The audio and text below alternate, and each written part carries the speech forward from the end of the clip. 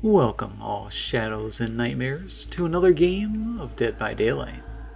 Today's game is with the Dredge, with a bit of a nasty build. As always, if you already know how this build works, or if you'd rather just see the killer in action, feel free to skip ahead. Timestamps are in the comments. The Dredge is a highly mobile killer who can teleport to any locker on the map. Survivors can lock the lockers, slowing you down the first time you try and exit them. In addition to that, the Dredge can place down a remnant during chases, which he can teleport back to in order to shorten loops. Passively, as you do both of these, you'll be building up your nightfall meter, which when full, will cause the map to become dark for a short amount of time and speed up your teleports. While the Dredge himself is not very strong, he excels at pressuring the entire map, and we're going to take advantage of that with our build today. If you've seen my latest pig video, you know how strong totems can be. Well, today we have a build that's entirely totems.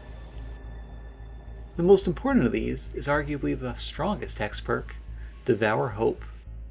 Whenever a survivor is unhooked more than 24 meters away from you, Devour Hope will get a stack.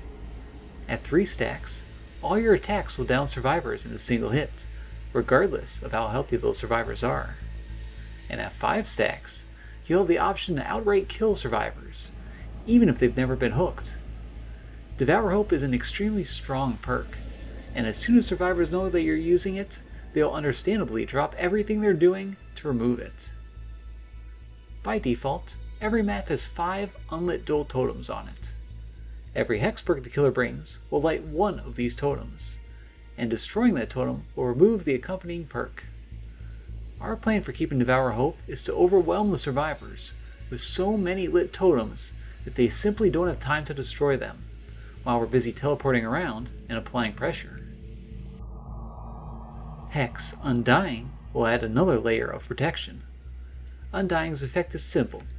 The first totem that the survivors will cleanse will always be undying as long as it's still up. Our next perk is Hex Plaything. The first time a survivor is hooked, one dual totem on the map will light, and that survivor will become unable to hear your terror radius until that totem is destroyed.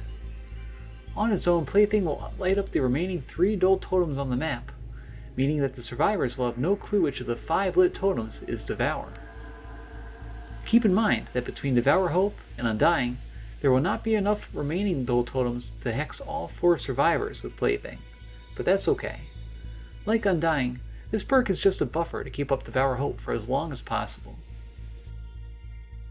Our final perk is Hex Penimento.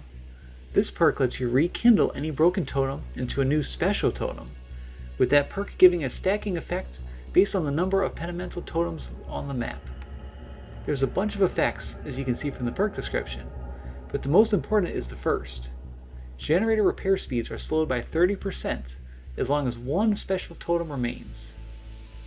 This perk not only helps you fill the map with totems, but the 30% slow is nothing to sneeze at.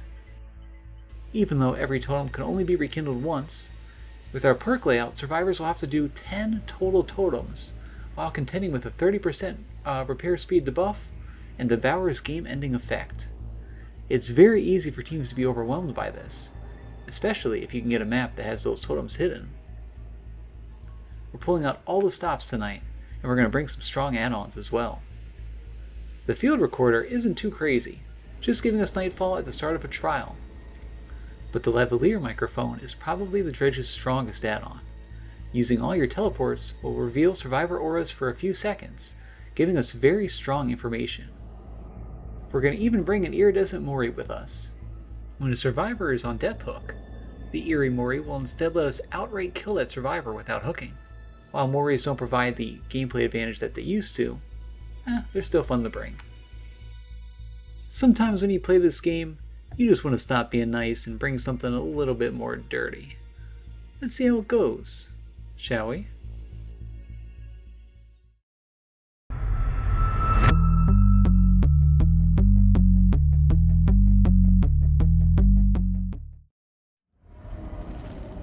Okay, Hawkins.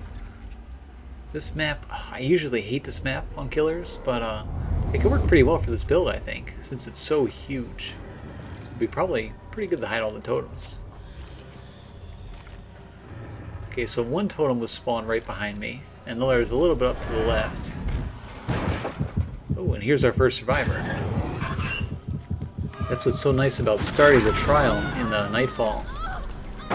Your teleports get the additional effects of revealing where the survivors are. Okay, let me put down a remnant. And she will... Ooh, she's good.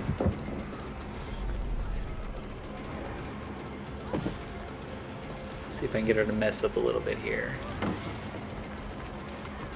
And here we go. Oh, I can't believe she got to that pallet in time. Let's see if we can cut her off with a nice little teleport here. Peekaboo. Man, I bet you she wasn't expecting that. Okay, let's get our first plaything totem lit up.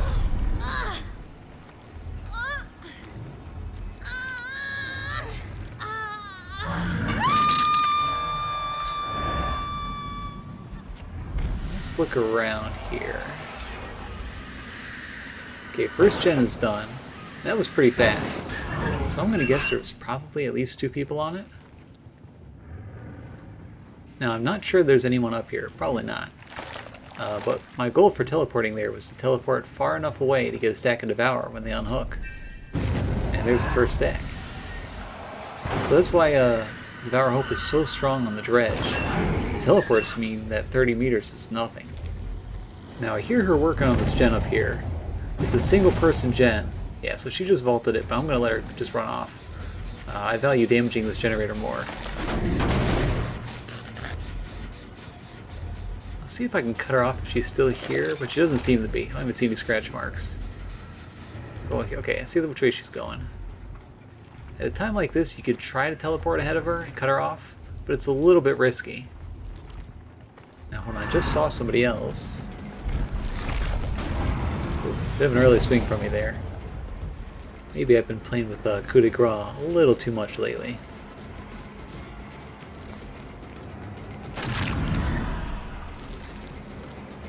Now, Adam doesn't really have much of anywhere to go right here, so I should be able to get a pretty quick down. Oh, but he doesn't drop this pallet? Oh, that's so greedy. I'm not going to be able to punish him for it, though. Okay, so that's another totem broken. So Undying's gone, and the first plaything is gone too. Let's light this Penimento and keep chasing. I'll put down a remnant here, see if I can maybe trick him into walking into it. Ah, I would have gone if it wasn't for that stupid ladder there. Oh, but he went back to try to stun me, so his loss. Oh, hold on, I hear somebody.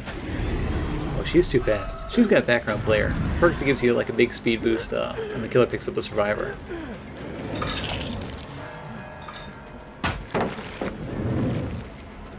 Having a little trouble with that flashlight there?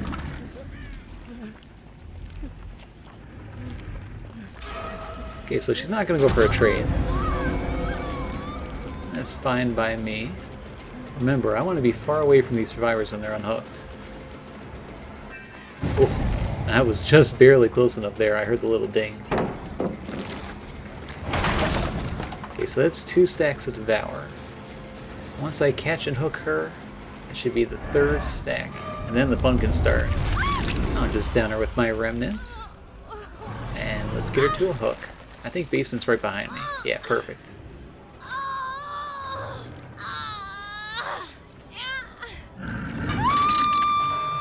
Before I teleport though, I want to relight this totem over here.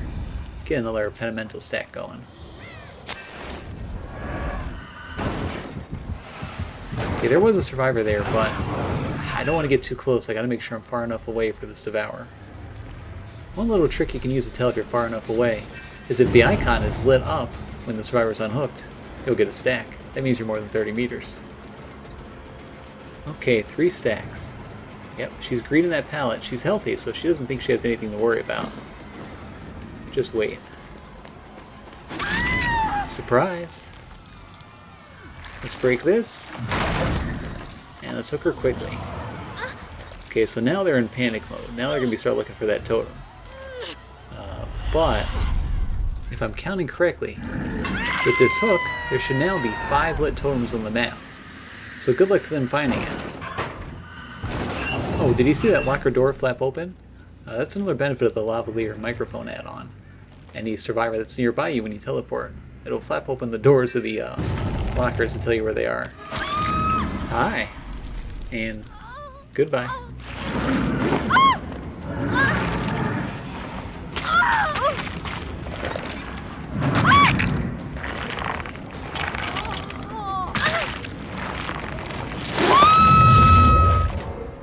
And then there were 3. Now, I had only hooked her once, but she must have tried to kill herself on the hook. Because she was on death hook. That's why I had the prompt for the Mori. Oh well. Now, I'm not going to rekindle that one quite yet, just because I want to down her quickly. But I can always go back there later.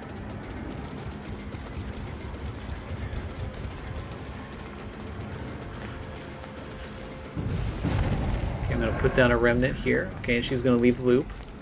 That's fine. I'll put down one here. Let's see if she panic vaults it. No, she doesn't. That's okay. All I got to do is wait for my power to come back. And I think she's going to realize that.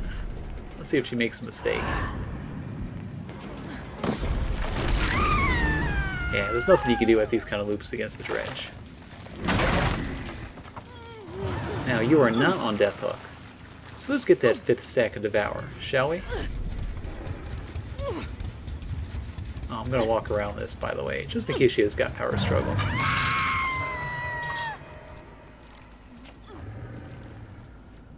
Now that she's on the hook, I can rekindle this totem. Okay, that looks like 2 active stacks of Pentimento. I'm going to stay just far enough away here.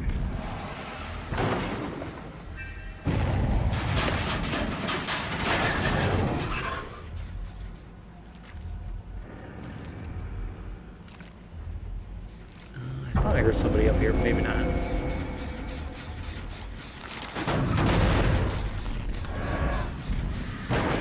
You know what? I have not used my lavalier microphone very much yet. Let's get the aura reading. Ooh, okay, bad luck. They're all on the opposite side of the map. This is a big map. But that's fine, because Nightfall just started. So now with the Nightfall, I can teleport very quickly. 3 teleports for the aura reading. Okay, so they're all in the middle. They're all looking for the totems. But I'm pretty sure the totem that has Devour is on the opposite corner. So they're probably not going to find it. Peekaboo.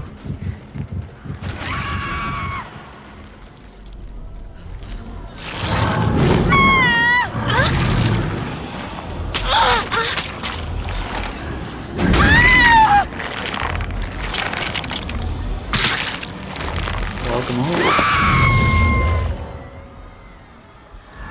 I love this Mori. Okay, we've got one friend right up here.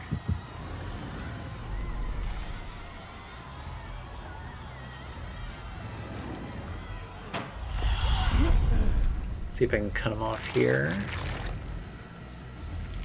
Not quite.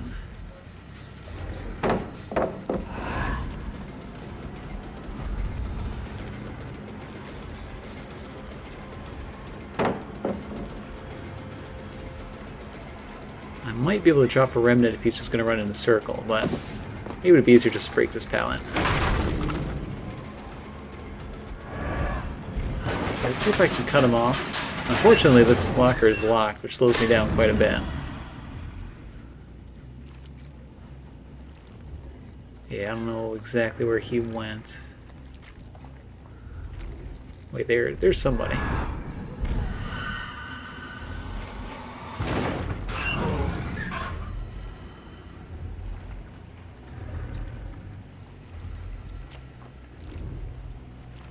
Hold on, somebody's here.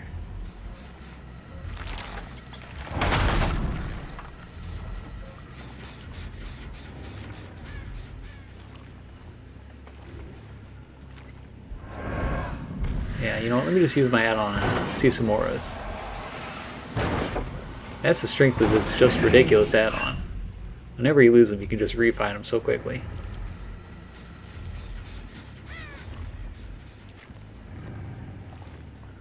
Okay, so one of them's upstairs, and the other was running around the back.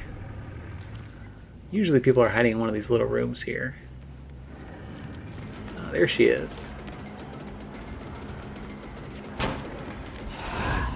I'll drop my remnant, and oh, she's just gonna wait in this room? Okay, well, there's nowhere she can go.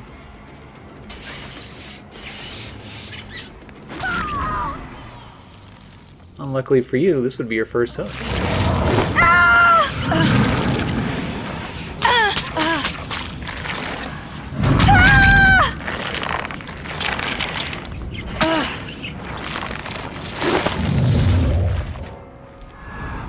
The power of Devour Man, I'm telling you. This perk just goes crazy if survivors can't get rid of it fast enough. Okay, once again I teleported to the wrong side of the map, but...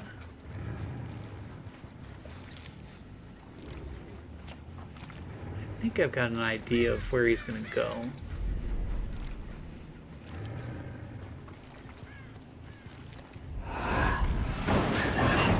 Yeah, there he is.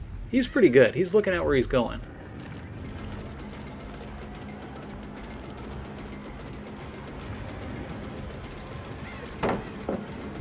Not greeting the pallets this time. But, at a short pallet like this, yeah, there's not much you can do here.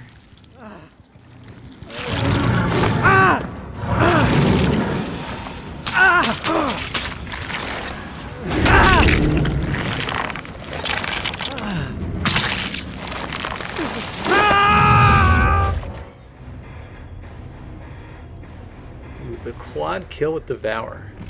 Always fun when you can pull that off.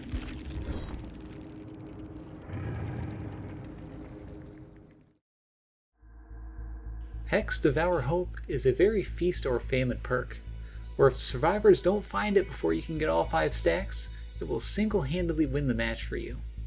You could try throwing it on a regular build, and occasionally it will put in work, but in my experience it's better to put it in a full dedicated Hex build over making a regular build more inconsistent.